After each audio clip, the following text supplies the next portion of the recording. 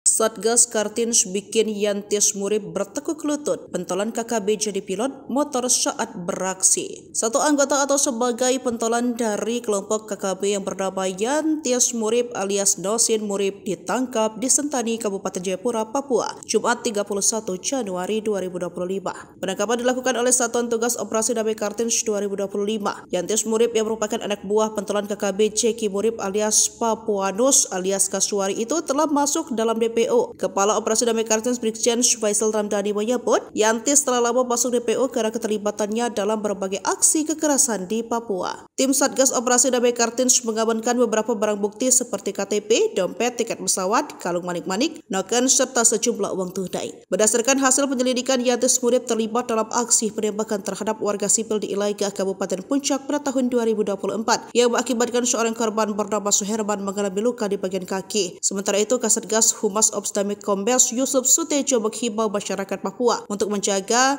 keamanan dan ketertiban serta segera melaporkan risiko gangguan keamanan kepada aparat.